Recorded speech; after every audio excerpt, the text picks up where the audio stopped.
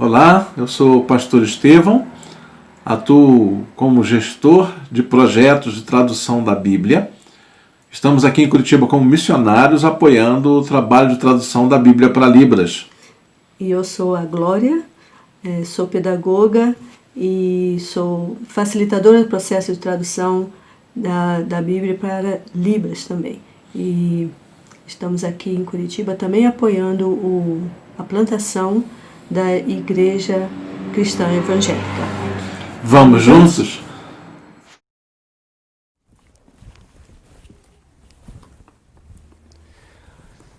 Olá, bom domingo. Que bom nós podermos estar aqui juntos mais uma vez, dando sequência à nossa série, dando sequência ao manifesto.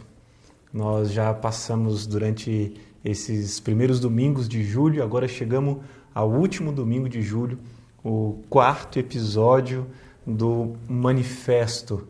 E hoje nós iremos falar sobre o manifesto de Jesus dizendo: eu sou a ressurreição e a vida.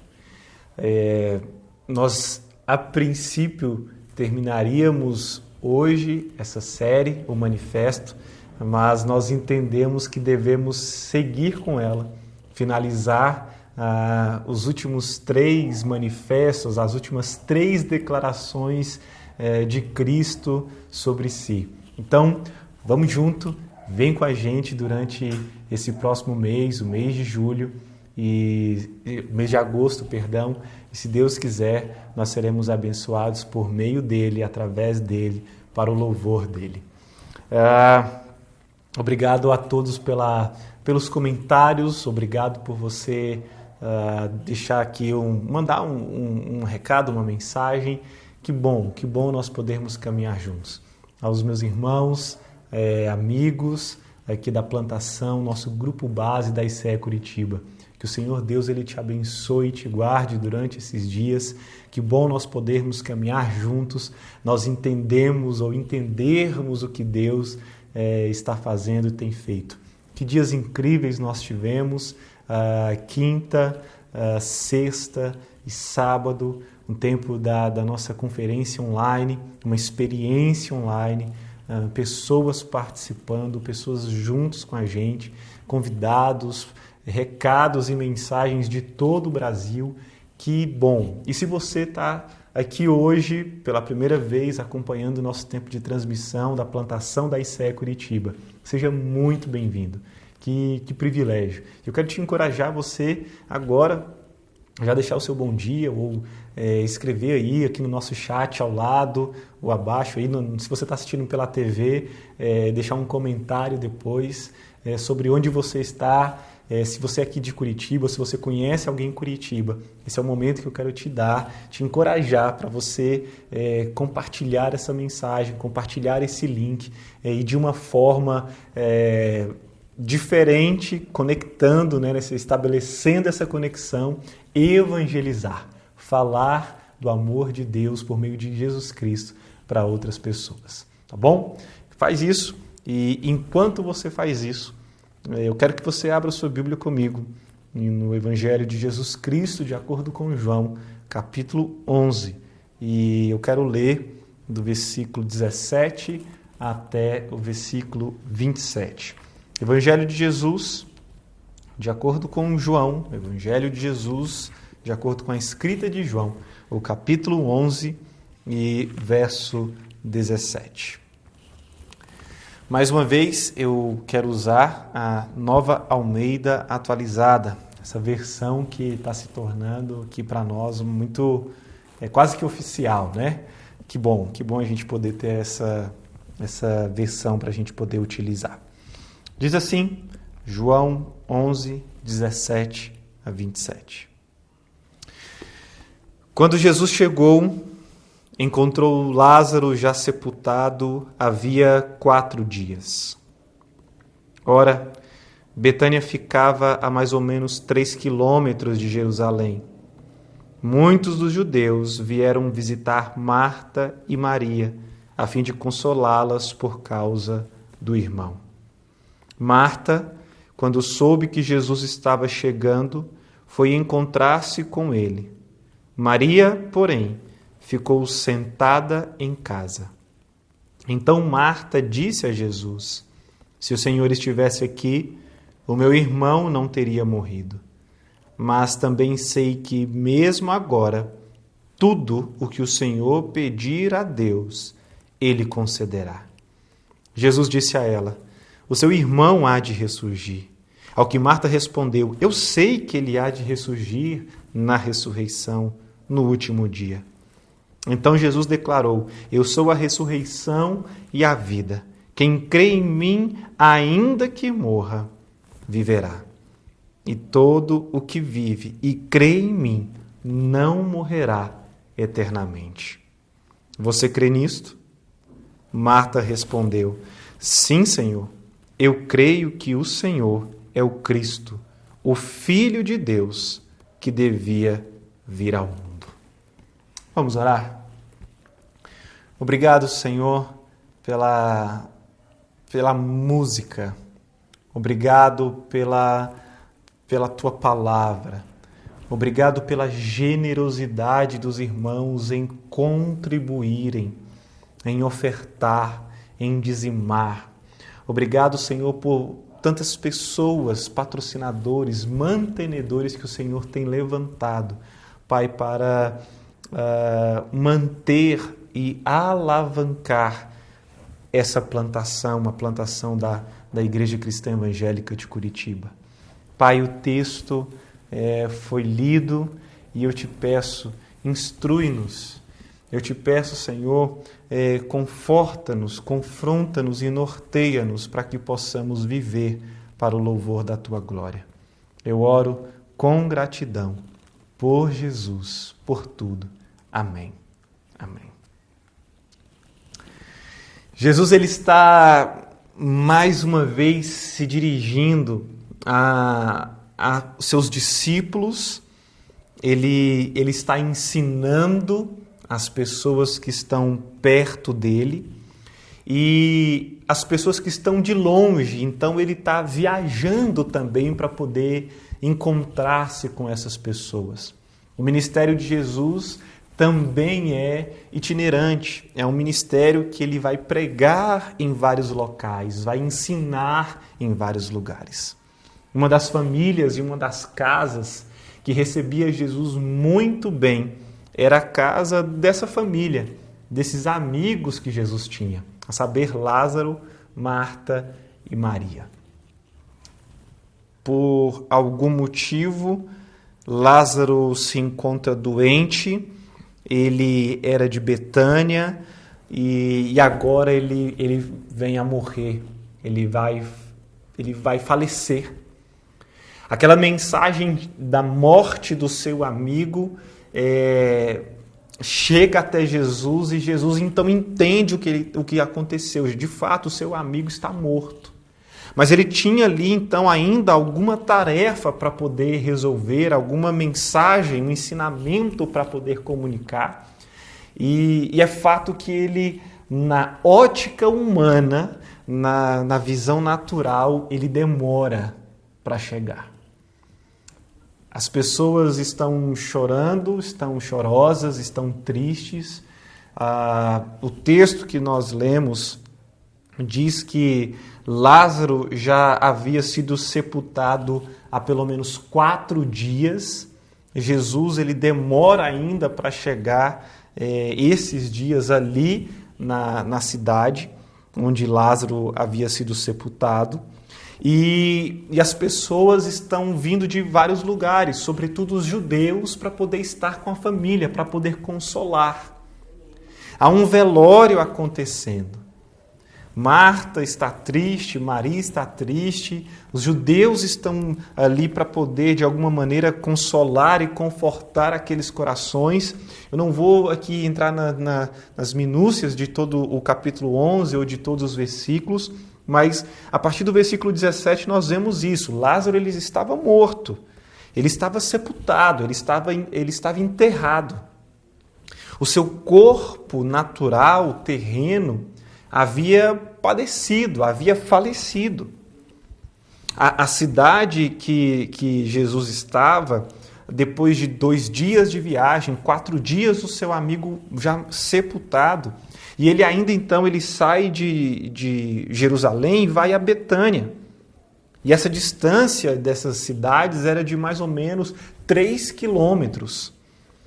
Um aparente descaso de Jesus é somente aparente, porque Jesus, ele de fato queria estar ali junto com os seus, mas ele entendeu que aquela era uma oportunidade. Diante do sofrimento, diante da dor, diante da perda, era uma oportunidade para ele poder ensinar a suficiência nele, a suficiência em Deus, para que as pessoas pudessem compreender de fato o manifesto que ele tinha para fazer. E o manifesto ele vai falar, e nós falaremos aqui também agora, na sequência, lá no versículo 25.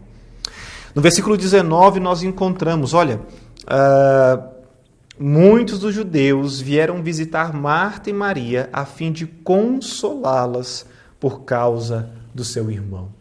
Havia ali então uma sensibilidade por parte daquelas pessoas que foram visitar, saíram dos seus lares e chegaram ali para poder estar com aquelas moças, aquelas mulheres, jovens mulheres que haviam perdido o seu irmão. No versículo 20 nós vemos então uma característica muito interessante da vida de Marta, e logo na sequência também nós vamos ver a mesma característica, uma outra característica na vida de Maria, que chama a atenção, que salta aos nossos olhos para amanhã, para esse domingo que nós estamos compartilhando esse texto. Jesus ele era muito amigo da família. Lucas ele vai retratar um encontro de Jesus com Marta e Maria, e Marta era muito dedicada, muito hospitaleira.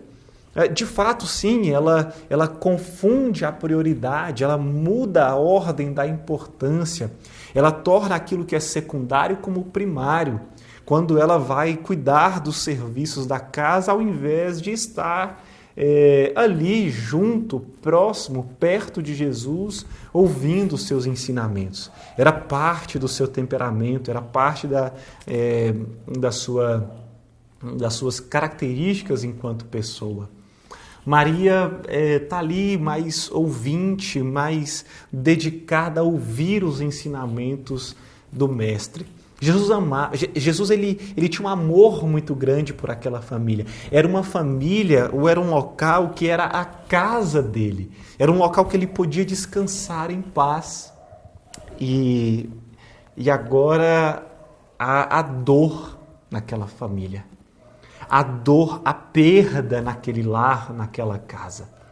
Jesus, então, ele vai ser parado ou vai receber, porque ele ainda nem tinha entrado dentro da aldeia, e Marta vai ter com ele.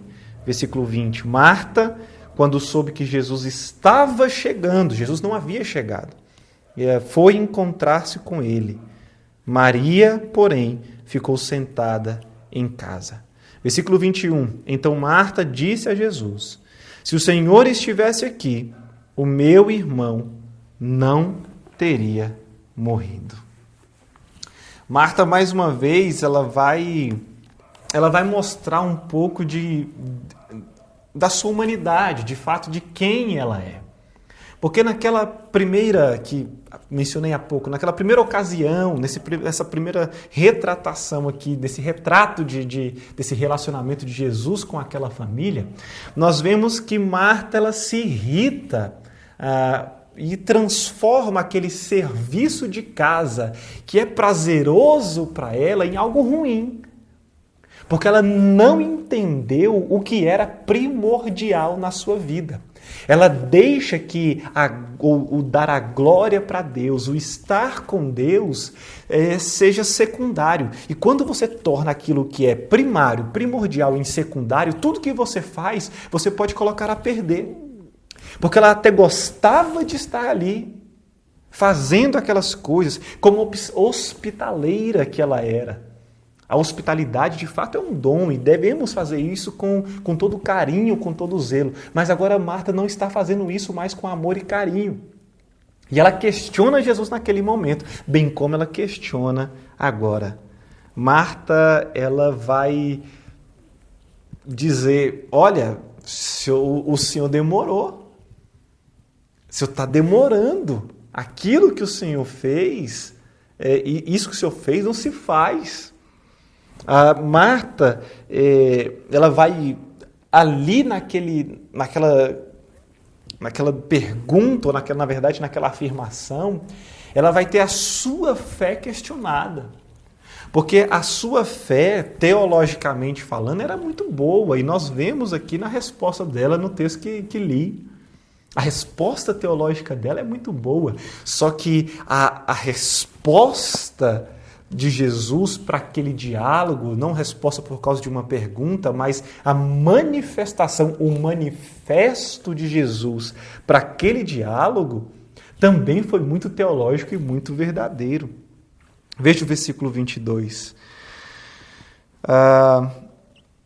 Mas também sei que mesmo agora, tudo que o Senhor pedir a Deus, Ele concederá. Jesus disse a ela, o seu irmão há de ressurgir. A fé de Marta recebeu uma nova compreensão. O sofrimento, aqui nós vemos, o sofrimento é inerente à vida humana. É impossível nós vivermos a nossa vida sem sofrimento. Nós iremos sim padecer necessidades, dores, perdas. É impossível que isso não aconteça. Há lições que você só aprenderá por meio da perda. E há uma lição aqui sendo ensinada para Marta. E no meio desse ensinamento, a sua fé é colocada aqui, é exposta para nós. Porque ela diz que ainda agora, mesmo depois da morte dele, se Jesus quisesse e pedisse isso para o seu Pai, Deus que está no céu, Ele o atenderia, Ele o responderia. Veja só que exemplo que nós temos aqui, através da vida de Marta. Veja o versículo 23, Jesus disse a ela, o seu irmão há de ressurgir. Seu irmão ressurgirá. Ele não vai ficar morto, ele vai ressurgir. O poder de Jesus se aplica em todo tempo, em todo momento. Ele vai ressuscitar lá, mas ele também pode fazer isso agora. Marta vem com uma teologia que ela ouvira, mesmo que por alto, tantas vezes, quando Jesus estava na casa deles. Quando Jesus estava ali com eles, ensinando e falando para eles coisas que só amigos compartilham um com os outros. Os ensinamentos que eles tinham era diferente daquilo que os outros poderiam ter. Daquilo que aqueles judeus que estavam ali para consolar, por certo, tiveram. É diferente. Então Jesus, ele, após dizer que o seu irmão, Marta, ressurgirá, ele faz essa declaração, o manifesto do Cristo de Deus, que iria morrer, mas que ressuscitaria, que estava vivo encarnado, como o próprio Evangelho de João, como o próprio apóstolo João vai dizer, que ele é o Verbo encarnado. O Verbo estava com Deus, o Verbo era Deus, ele se fez carne. A palavra encarnou, o Verbo encarnou. E ele vai dizer no versículo 25, então Jesus declarou, eu sou a ressurreição e a vida. Quem crê em mim, ainda que morra, viverá. Veja o manifesto de Jesus. Ele é a ressurreição. Ele é a vida. E ele é a ressurreição antes de ser a vida, porque ele primeiro precisa restaurar aquilo que está morto. O poder de Jesus é tão grande que ele pode dar a vida agora E Ele pode dar a vida depois. Aliás, Ele pode dar a vida quando Ele bem entender, quando Ele quiser, porque Ele é Deus. Jesus, Ele é a ressurreição, porque naturalmente todo ser humano está morto. Eu vou repetir isso. Jesus é a ressurreição, porque naturalmente todo ser humano está morto. Ah, Felipe, eu não estou morto não, eu estou bem vivo aqui e eu estou te ouvindo. Talvez você possa estar morto. Talvez você possa estar morta. Ouvindo essa mensagem, ou assistindo esse vídeo, acompanhando esse áudio no carro, onde você estiver sentado na sua sala, no seu computador, no seu escritório, e você pode estar morto. Porque só há vida se for por meio de Jesus Cristo. E é por isso que nós precisamos entender que naturalmente todos nós estamos destituídos de qualquer vida. Nós estamos mortos, padecemos em pecado, presos em pecado, em morte, em escuridão, em trevas, até o momento que Jesus é para mim, para você, ressurreição. Veja, não é suficiente Jesus Cristo ter morrido na cruz sem haver ressurreição. É preciso que houvesse ressurreição, porque Ele foi o primeiro para que nós fôssemos o segundo. Os segundos. Ele restaura a vida. Jesus Cristo vai restaurar a vida. Jesus Cristo, Ele é a ressurreição dos mortos e a vida dos vivos. Ele está dizendo aqui que não basta simplesmente você ressuscitar dos mortos. Ele não quer ser simplesmente aquele que vai te ressuscitar ou que vai ser para você ressurreição, porque para você viver, Ele também vai precisar ser a sua vida. A fé não salva da morte temporal. Veja isso. A fé não salva da morte temporal. Vai haver morte. A fé não salva da morte temporal. Mas o cristão, embora morra temporalmente, embora morra nesse tempo, ele viverá eternamente. Esse é o Cristo que nós cremos. Esse é o Filho de Deus, aquele que foi enviado. O que Marta disse, vai dizer depois, eu creio que o Senhor Jesus é o Filho de Deus que deveria vir ao mundo. E de fato Ele é. A fé em Cristo Jesus, ou crer nele, não vai nos salvar na morte desse corpo pecaminoso. Mas a vida em Jesus Cristo, ou Jesus Cristo ser a vida para nós, vai nos garantir vida eterna. Há uma promessa que vai ser feita. A promessa para essa mulher, para essas duas mulheres, para mim, para você, é uma promessa grandiosa. Vejamos o versículo 26. E todo o que vive e crê em mim não morrerá eternamente. Veja que há uma promessa sendo feita e há uma condicional para que isso aconteça. É importante você e eu entendermos. E todo o que vive, ou seja, não são todas as pessoas que estão vivas. A palavra para a vida é zoe, e não é todo mundo que tem isso. Não é todo mundo que vive em Cristo e com Cristo e para Cristo. E é importante que eu e você entendamos que parece que muitas vezes acontece tantas coisas e nós não estamos completos. Uma sensação de vazio. É um vazio que não é preenchido. É um vazio que não é completo e nunca será, porque só podemos entender a plenitude, a completude, sermos completos quando estamos em Cristo, porque já não vivemos mais, mas Cristo vive em nós e fora desse Cristo não há vida. Então veja, e todo que vive, em primeiro lugar, aquele que vive, porque tem quem não vive. Em segundo lugar, e crer. É preciso crer.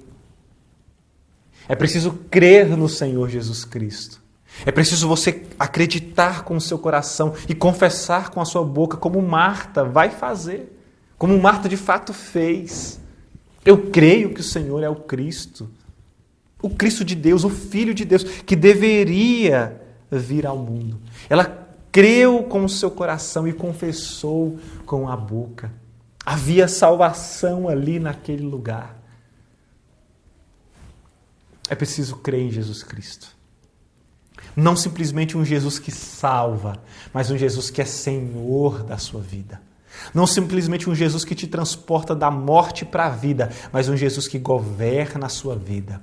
Não simplesmente um Jesus que te tira da morte para a vida, mas um Senhor que administra, que vai ser o tutor, o bom pastor, como falamos, aquele que vai cuidar de você em todo o tempo, que vai gerenciar as suas atitudes, que vai gerenciar as suas palavras, que vai cuidar de você em todo o tempo.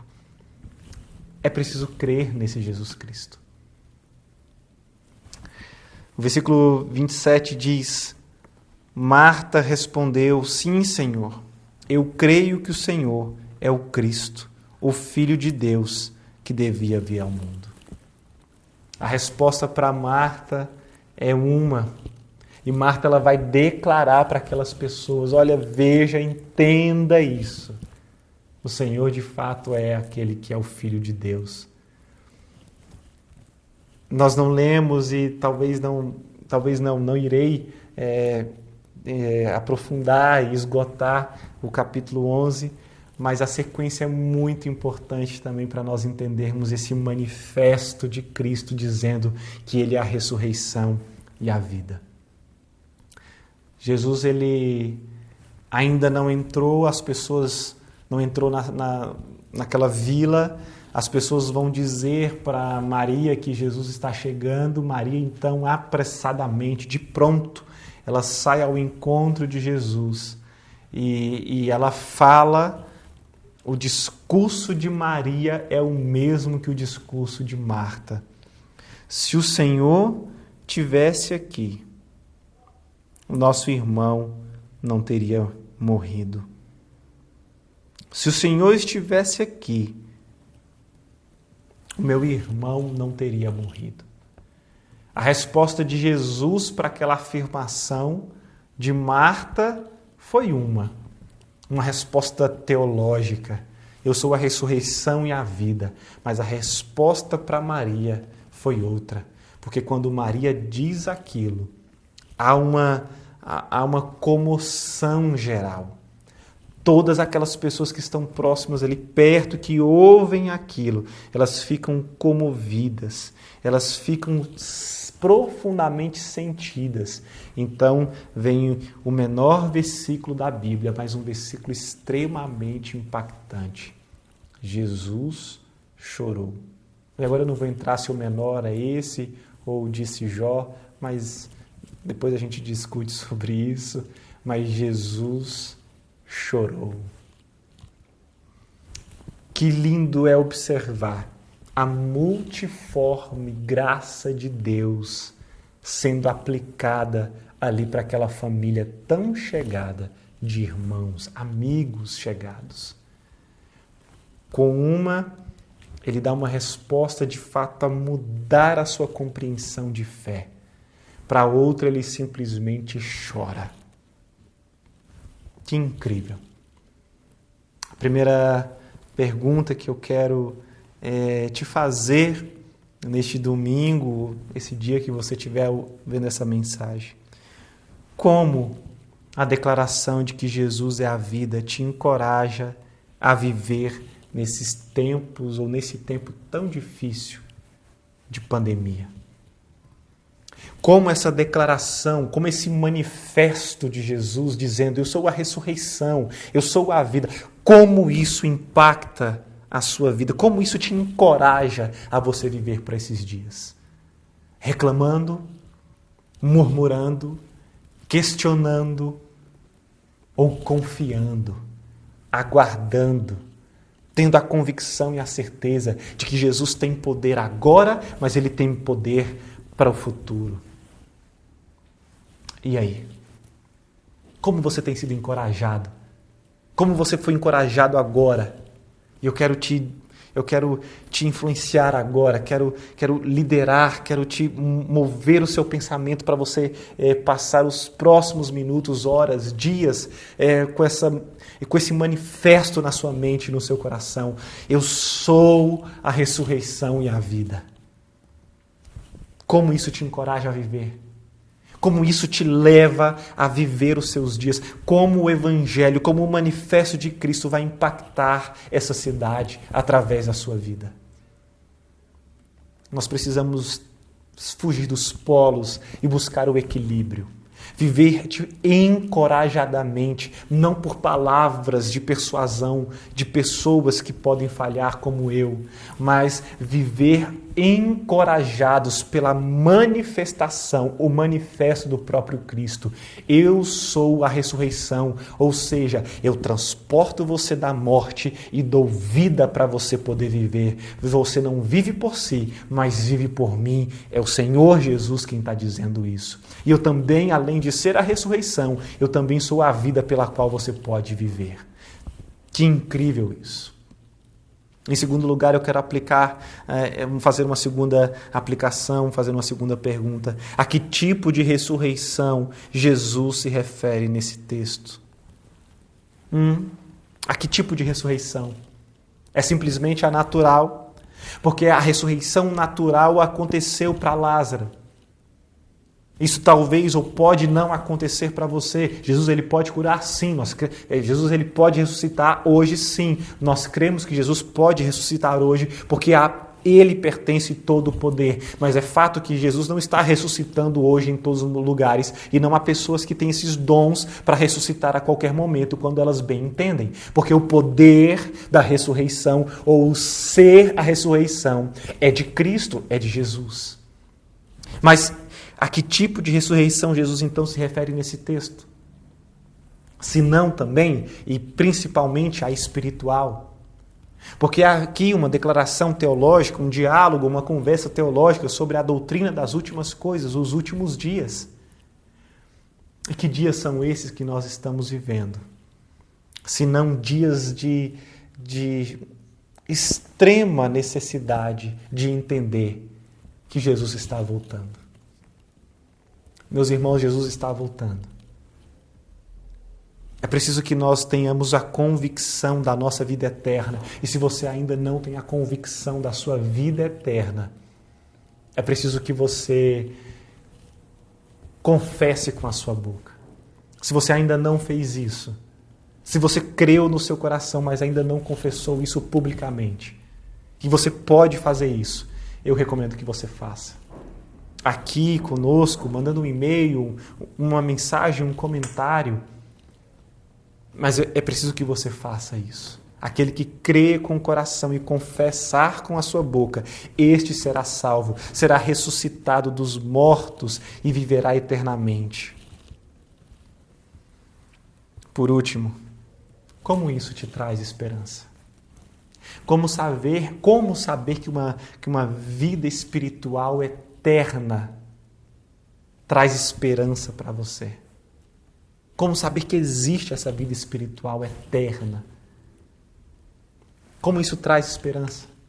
Como isso te encoraja a viver alegremente, plenamente, né? Hashtag plena é agora, plena em Cristo, não no cabelo, na unha, na sobrancelha, no peso, na roupa, no calçado, no carro, na casa, na viagem. Não, porque nós vimos que essas coisas elas podem ser interrompidas, mas o poder de Deus não. O manifesto de Deus é para ontem, é para hoje e o será eternamente. Que haja esperança em você.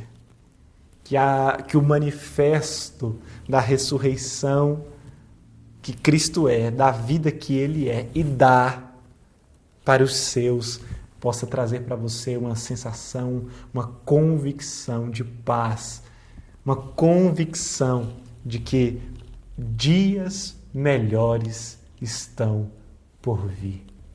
aquilo que para nós é tão passageiro e rápido, porque é isso que Jesus chama, essa leve e momentânea tribulação produzirá para nós um eterno peso de glória. Que nós possamos entender isso, que nós possamos confessar Jesus Cristo como o nosso único e suficiente Salvador, que nós possamos ser crentes em Jesus Cristo, não uma fé abstrata, mas a fé salvadora, concreta, palpável, de entender que há uma lógica nos acontecimentos da humanidade. O Deus de Israel está no controle. Que nós possamos entender que somos feitos filhos de Deus, regenerados, ressuscitados, junto com Ele, e reinaremos em glória à destra do Pai. Obrigado, Senhor Deus, pela Tua palavra. Obrigado porque o Senhor se manifesta em nós e através de nós. Pai, eu oro pela cidade de Curitiba, pelo estado do Pará, pela região sul. Eu oro pelo Brasil, que haja libertação, que haja ressurreição e vida aqui neste lugar, nessa cidade. Pai, que aqueles que o Senhor tem levantado e usado nessa cidade possam ser levantados e usados para o louvor da Tua glória, anunciando e pregando arrependimento, salvação, ressurreição por meio de Jesus Cristo. Eu oro, Deus, grato por esse tempo, em nome de Jesus. Amém. Amém. O Senhor Deus te abençoe e te guarde. O Senhor, Ele resplandeça o rosto dEle sobre você. Que o Senhor, Ele volte a face dEle para a sua vida e tenha misericórdia de cada um. Deus abençoe. Que nós possamos caminhar juntos durante esses dias. Em nome de Jesus. Amém.